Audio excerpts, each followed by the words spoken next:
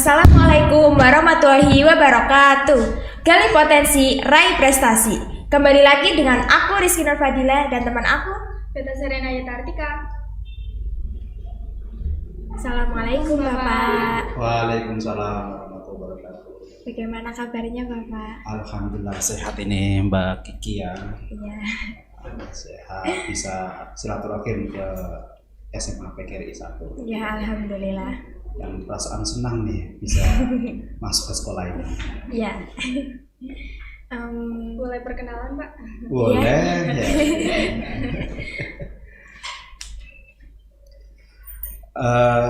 Gimana? Nama? Iya. Dulu. Katanya boleh pernah, tapi ditunggu-tunggu nanya-nanya namanya siapa gitu. Kalau saya Abdul Maksus ya. Abdul Maksus ya. Kelahiran asli orang Pemalang ya. Sekarang sebagai anggota Bawaslu Kabupaten Malang. Iya. Kalau divisinya itu di divisi pencegahan, partisipasi masyarakat dan humas. Gitu. Jadi saya masih bekerja di Bawaslu. Oh iya. Berarti Bapak ini itu sebagai apa ya? Anggota Bawaslu, anggota Bawaslu iya. ya, yang membidangi divisi pencegahan ya, dan partisipasi masyarakat dan humas. Gitu. Iya. Jadi saya hadir ke sekolah ini dalam rangka meningkatkan partisipasi masyarakat, mengajak pada pemilih pemula, Iya. generasi muda untuk ikut berpartisipasi, punya kesadaran betapa pentingnya membangun demokrasi yang berkualitas, yang berintegritas gitu. Jadi sasarannya adalah pada pemilih pemula, karena ini penting ya, karena di pemilu tahun 2024 itu nanti angkanya cukup tinggi untuk pemilih pemula dari generasi milenial ya, termasuk generasi Z atau Gen Z ini angkanya cukup tinggi, sehingga ini menjadi sasaran ya bagi pemilih pemula untuk ditingkatkan kesadarannya soal pendidikan politik gitu. Terutama pada pengawasan pemilu ya. Pemilu tahun 2024. Tentu ini kan perlu diberi pemahaman bagi pemilih pemula ini, kenapa kok pemilu harus diawasi? Kenapa kok pemilih pemula ini harus terlibat di dalam menentukan arah demokrasi kita ke depan? Kira gitu Mbak Kiki. Ini Mbak siapa ya? Beta. Mbak Beta gitu. Oh iya Pak, terus kapan sih pemilu 2024 akan dilaksanakan? Ya, pemilu tahun 2024 itu nanti akan dilaksanakan pada tanggal 14 Februari ya, tahun 2024. Kalau anak-anak muda itu mengenal 14 Februari itu apa? 14 Februari apa sih ini? Itu Nggak tahu. Itulah pokoknya. Nggak tahu. Nggak tahu. Oke, kalau nggak tahu nggak usah kasih tahu, nggak usah ya. Valentine Day. Oh, Valentine. Oh iya, Valentine Day. Ya, kalau anak muda itu kan Valentine ya. Iya. Nah ini nanti 14 Februari tahun 2024, khusus tahun 2024 ya, kita rayakan hari apa? Pemilu. Hari pemilu ya. Hari menyerahkan suara ya. untuk kepentingan bangsa dan negara, demokrasi kita. Jadi 14 Februari itu nanti hari kasih suara, kira-kira begitulah ya, bukan kasih saya, ya. Kasih suara untuk menyayangi bangsa dan negara. Nah itu. Jadi perlu partisipasi masyarakat untuk membangun demokrasi tadi yang kuat itu. Jadi 14 Februari ini sangat penting ya, sangat penting karena hari pemilihan suara kita jaga. Meskipun ini mungkin kalau menurut adik-adik ini kan masih cukup panjang ya, masih lama nggak menuju 14 Februari? Masih lama nggak? Masih lama kan? Iya. Karena tahunnya adik-adik pemilu itu ya pada hari H saja, ya. Datang ke TPS, nyoblos ya. Terus nanti jarinya dikasih tinta. Biasanya begitu. Rata-rata masyarakat umum itu tahunya pemilu itu ya tadi pada hari. Padahal pemilu itu jauh-jauh sebelum sudah disiapkan. 20 bulan sebelum hari H itu sudah disiapkan. Tahapannya hari ini ya, ini sudah berjalan. Dimulai pada tanggal 14 Juni tahun 2022 itu sudah dimulai. Ini sudah tahapan terus berjalan. Sebentar lagi ini masuk pada tahapan pencairan daftar pemilih. Adik-adik ini nanti kalau sudah memenuhi syarat sebagai daftar pemilih harus terdaftar ya. Jangan sampai tidak terdaftar. Masih Nanti di lama. masih lama tuh kalau kita lihat 14 Februari-nya kan gitu. Jadi gitu Mbak Andi ya, di Kiki dan Beta gitu. Iya Pak. Apa yang diperlukan kita sebagai siswa kalau nantinya tuh bakal jadi milih suara yang tetap, Keluarin hak suara yang tetap. Iya. Jadi saya sampaikan kepada pemilih pemula ya. Pemilih pemula inilah orang yang pertama kali memilih ya atau datang ke TPS untuk memilih calon presiden, calon DPR, calon DPD, DPRD juga ada DPRD provinsi, DPRD kabupaten, atau nanti pada bulan Novembernya tahun 2024 itu ada pemilihan bupati dan wakil bupati, gitu kan. Bagi anak-anak muda yang baru memilih atau pemilih pemula ini harus dia datang ke TPS itu atas kesadarannya ya menjaga hak pilihnya, jadi memberikan suaranya ini dengan utuh artinya tidak ada pengaruh-pengaruh dari luar ya yang mempengaruhi kita itu atau dipengaruhi oleh karena persoalan money politik dan sebagainya. Ini penting bagi pemilih pemula, jangan sampai datang ke TPS itu karena pengaruh soal money politik sudah dibeli suaranya. Ini pengalaman yang buruk. Saya sering sampaikan pada setiap ketemu dengan pemilih pemula, jaga ya hak suara itu jangan sampai tergadaikan. Kalau sudah tergadaikan menjadi murah ya harga suara pemilih pemula itu. Terus kalau boleh kita tahu, bisakah siswa-siswi Spekesta kalau ingin menjadi panitia pemungutan suara atau pengawas TPS bisa nggak sih Pak? Kalau masih pelajar ya? Ya, bisa saja. Yang penting sudah memenuhi syarat ketentuannya kan. Jadi kalau di KPPS nanti ini ranahnya di KPU ya. Di situ kalau kita lihat di undang-undang itu kalau sudah 17 tahun boleh. Tapi syaratnya tadi mendaftar ya. Mendaftar sebagai KPPS. Tapi kalau menjadi pengawas TPS ini usianya lebih lebih dewasa lagi ya. Itu 21 tahun ya. Kalau kita menurut pada Undang-Undang 7 sebagai dasar penyelenggaraan pemilu itu malah dulunya itu 25 tahun ya. 25 tahun, tapi ini berdasarkan pada Perpu yang Perpu nomor 1 itu boleh usianya 21 tahun. Kayaknya kamu kan belum kan? Iya. Ya kan? Baru 16. baru 16 ya? Iya, 16. Iya. Jadi nanti belum bisa ya? Iya, Pak, belum. Kecuali nanti sudah 17 ya, pas rekrutmen anggota KPPS ya. 17 baru boleh gitu. Terus kalau mau jadi kayak gitu tuh ada prosesnya nggak sih Pak? Kalau jadi yang KPPS apa yang pengawas TPS? Yang dua-duanya. Oh, dua-duanya. Mungkin dijelasin. Ya, ada Ada seleksinya, prosesnya, ada seleksinya. Oh, iya. Jadi seleksi administrasi itu tentu ada ya. Syarat-syaratnya terpenuhi atau tidak gitu. Kan ya, 4 tahap ya. Ya, jadi kan ada syarat-syarat administrasi, umpamanya ijazah minimal itu SMA atau sederajat ya. Usia kalau di pengawas TPS atau di pengawas desa itu 21 Tua sekali. 21 tahun. Nanti dilihat dari mana? Dari KTP-nya. Dia sudah dari KTP-nya ya, KTP elektroniknya. Ya, ini dia tanggal lahirnya, tahunnya dihitung kira-kira sudah terpenuhi atau tidak. Kemudian kesehatan ada ya, surat kesehatan dari puskesmas atau rumah sakit ya. Jangan sampai orang sakit malah jadi pengawas ya. Ini justru nanti nggak bisa bekerja dengan efektif kan begitu. Oke. Ada nggak sih Pak wadah buat anak pramuka di bidang pemilu itu? Ya. Jadi di Bawaslu itu ada beberapa kegiatan ya atau organisasi yang memadai para generasi muda ya. Kalau di pelajar itu ada namanya Saka Adiasta Pemilu ya. Ini khusus anak-anak pelajar ya, baik apa namanya, bukan hanya di SMA saja, tapi di perguruan tinggi juga ada.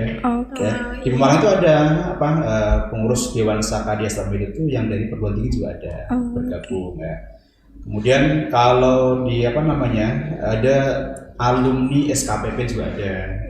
Alumni SKPP itu apa mantan-mantan atau dulu yang ikut berproses berpendidikan di Bawaslu, namanya sekolah kader pengawas partisipatif. Ini sudah tergabung dalam satu wadah namanya apa di apa forum literasi pengawas partisipatif ya. Itu nama wadahnya forum Forlip ya.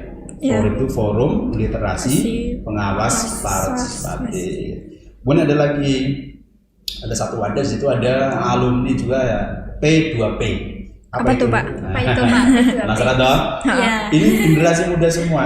Ya. P2P itu pendidikan pengawas partisipatif. Ya. Kemarin juga ada alumninya. Kemarin tahun 2020 ini mengambil tema perempuan berdaya mengawasi. Nah, ini diisi oleh generasi muda semua. Jadi ada beberapa apa namanya wadah atau kegiatan-kegiatan yang menarik masyarakat agar mau berpartisipasi. Di kalangan tua juga ada. Apa tuh Pak? Penasaran dong? Iya dong, pastinya. Di kalangan tua-tua itu kami juga hadir ke desa-desa ke kelompok-kelompok sasaran seperti kelompok tani, kelompok jamiah pengajian ibu-ibu, kelompok PKK. Kami hadir di sana untuk apa namanya menumbuhkan kesadaran pentingnya pengawasan partisipatif, sehingga Bawaslu itu punya yang namanya desa pengawasan, desa anti politik uang. Ini karena kerjasama yang baik tadi dengan apa namanya kelompok-kelompok sasaran, ditumbuhkan kesadaran masyarakat sehingga mau mengikrarkan dirinya sebagai desa pengawasan dan desa anti politik uang, begitu. Berarti ada tempat-tempatnya sendiri ya Pak? Iya, ada beberapa apa namanya wadah ya atau organisasi yang mengelola terkait dengan pengawasan partisipatif gitu. Tadi kan ada Saka Adiasta Pemilu. Itu di Pemalang itu udah dari tahun berapa Pak? Ya. Saka Adiasta Pemilu itu terbentuk pada tahun 2022. Ya. Jadi baru satu tahun. Baru di awal tahun 2022 ini kami bentuk apa namanya Mabisakanya ya dan Pinsakanya. Setelah itu terbentuk Mabisaka dan Pinsakanya, lanjut pada rekrutmen anggota atau Dewan Saka Adiasta Pemilu yang tadi barusan ketemu dengan adik-adik itu, itu Dewan Saka. Kehadirannya Dewan Saka ke sini itu merekrut calon-calon anggota apa namanya pramuka di sekolah-sekolah ya di SMA PGRI 1 ini diantaranya ya. Ini agar mau bergabung menjadi anggota Saka di Saka Adiasta Pemilu. Kegiatannya nanti ya kita akan melakukan pendidikan politik ya. Kan di sana ada beberapa grida, ada grida pencegahan, grida pengawasan ya, ada grida penanganan pelanggaran. Nanti adik-adik kan harus tahu tuh bagaimana proses mekanisme kalau ada pelanggaran, bagaimana caranya, kenapa kak terjadi pelanggaran, nah bagaimana biar tidak terjadi pelanggaran. Jadi ada pencegahan, ada pengawasan, ada penanganan pelanggaran gitu ya. Terus kalau Bapak bisa jelasin tuh proses-prosesnya jadi Saka Adiasta itu gimana sih Pak?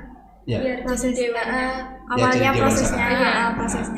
Ya, prosesnya kami yang ada di Bawaslu kan membentuk tadi ya Mabisaka ya. Terus Mabisaka, Pinsaka itu betul sama apa namanya? Di situ ada kepengurusan, ada strukturnya, ada apa namanya grade-grade. Kita sosialisasi ke sekolah-sekolah ya, ke sekolah-sekolah dan perguruan tinggi.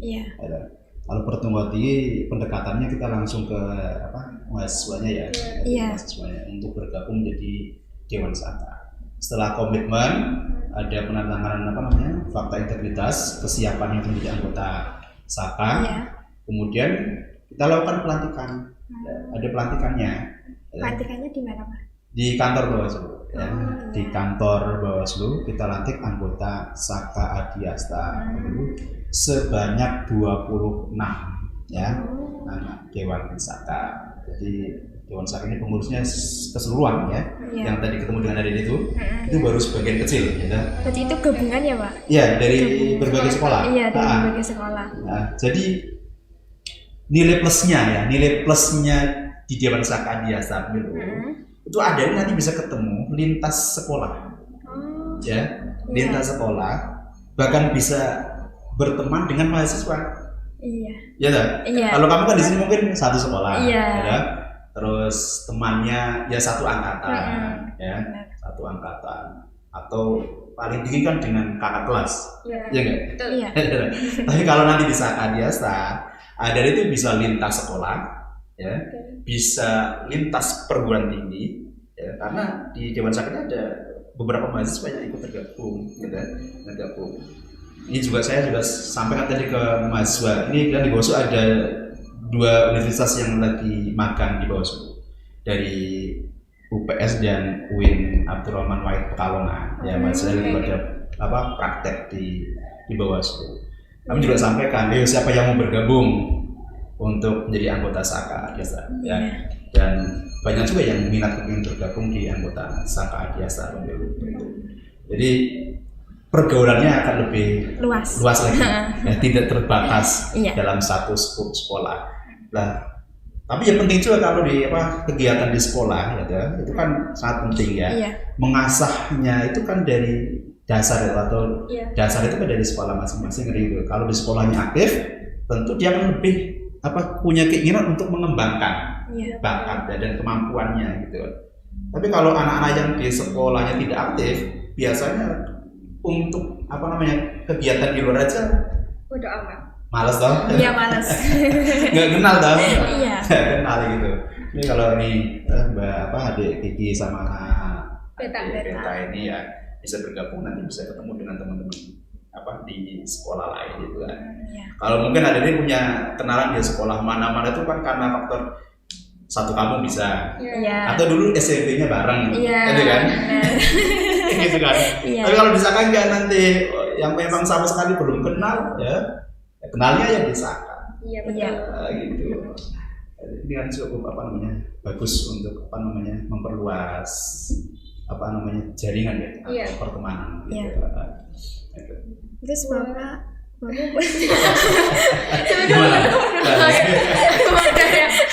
mau nanya, tempat latihan rutinnya itu di mana sama setiap hari apa aja? Iya Pak. Kalau ini kegiatan rutin ya, itu hari Kamis. Hari Kamis itu jamnya setelah KBR. Berarti sore ya? Ya, di sini Kamis sampai jam berapa? Jam setengah 4. Jam setengah 4, berarti jam 4 kita mulai.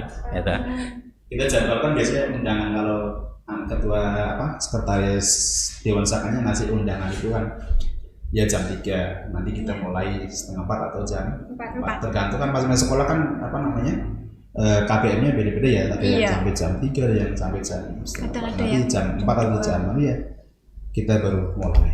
Gitu. Itu setiap Kamis kita akan evaluasi kita lihat programnya dulu yang akan apa, sekaligus nanti ada evaluasi kekurangannya di mana. Itu anak-anak tadi kan sudah saya latih untuk bicara di di depan banyak orang ya. Iya. Itu menurut Adede mudah enggak kayak gitu? Enggak mudah toh.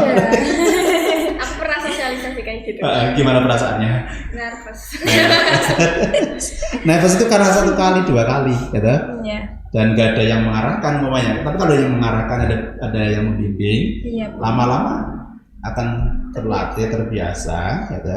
Kemudian punya pengetahuan lebih, punya kemampuan mengelola sebuah forum.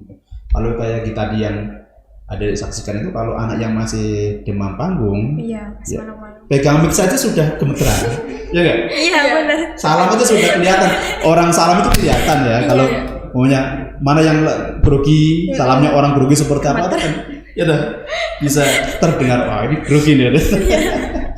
Nah kalau ada yang aktivis itu saya yakin kan begitu. Terus boleh diceritain nggak Pak suka dukanya? Suka dukanya? Iya. Kalau anak pramuka tentunya ya apa namanya? Banyak dukanya. Ini banyak dukanya. Capek. Nggak, kalau saya tanya adik-adik itu kalau datang ke Bawaslu ya nanti adik-adik bisa tanya itu suka dukanya itu apa gitu kan. Kalau saya sebagai apa namanya pembinanya ya, atau sebagai pembina di Dewan Saka ya bagaimana menjaga semangat gitu kan. Jadi itu penting ya, fungsi pembinaan kan di situ menjaga semangat adik-adik gitu kan. Orang kan kadang naik turun kan semangat, kadang apa namanya lesu kan gitu. Itu bagaimana menjaga semangat itu. Orang suruh semangat terus nggak bisa. Iya benar. Ada capeknya. Ada capeknya. Mau satu dunia bilang semangat, kalau capek ya capek. Capek ya capek. Tapi kalau semangatnya terjaga kan nggak hilang. Iya. Kalau capek kan istirahat. Iya benar. Iya. Tapi tidak mundur. Iya. Ya. Kan pantang menyerah. Yang paling penting kan ada kalau capek istirahat. Iya. Ya, jangan dipaksakan, itu kan. Tapi tetap semangat. Tidak baik. Iya. Istirahatnya itu untuk menghilangkan capeknya, bukan menghilangkan semangatnya. Iya. Gitu.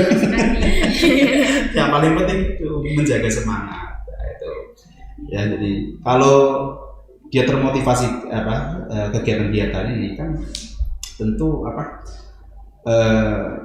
kita berikan nilai positifnya apa sih, nilai positifnya itu.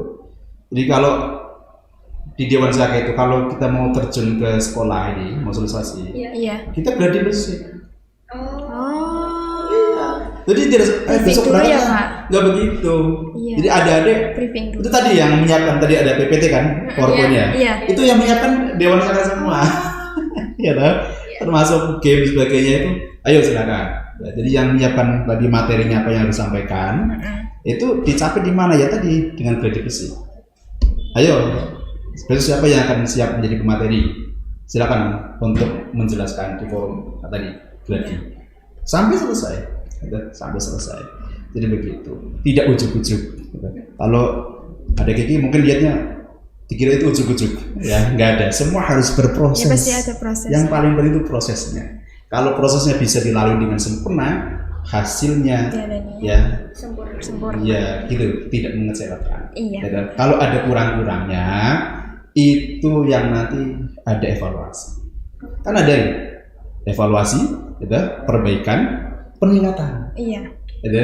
Jangan kepinginnya ada peningkatan, tapi proses evaluasi dan perbaikannya tidak ada. Ya, kepingin yang berkualitas tapi tidak berproses. Nah, percuma.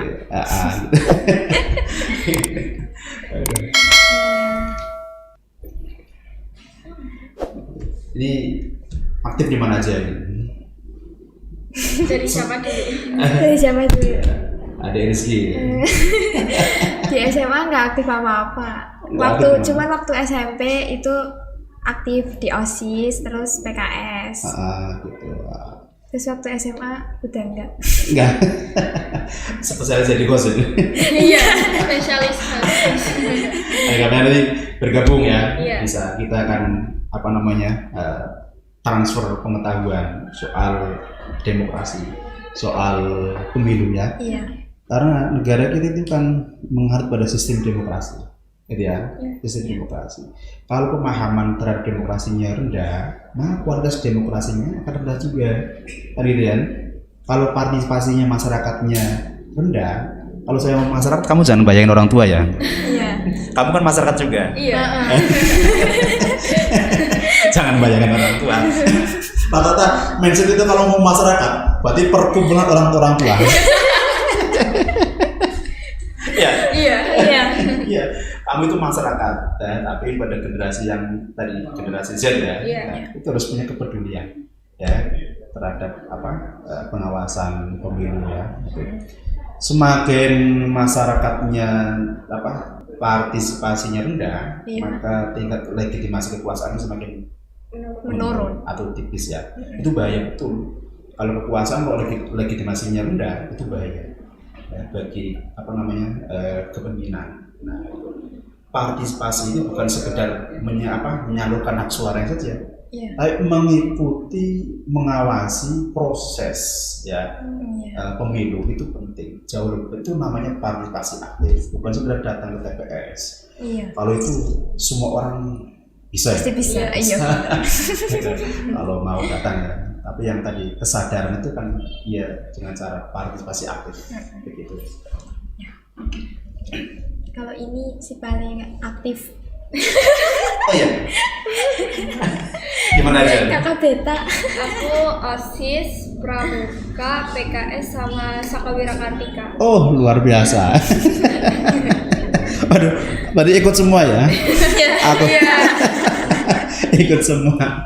Ini nanti akan merasakan outputnya, dan saya kan sudah merasakan, sudah banyak pengalaman, gitu. Tapi begitu keluar ya, setelah lulus pasti nggak bingung ya soal adaptasi terhadap lingkungan dengan teman sebaya dan sebagainya.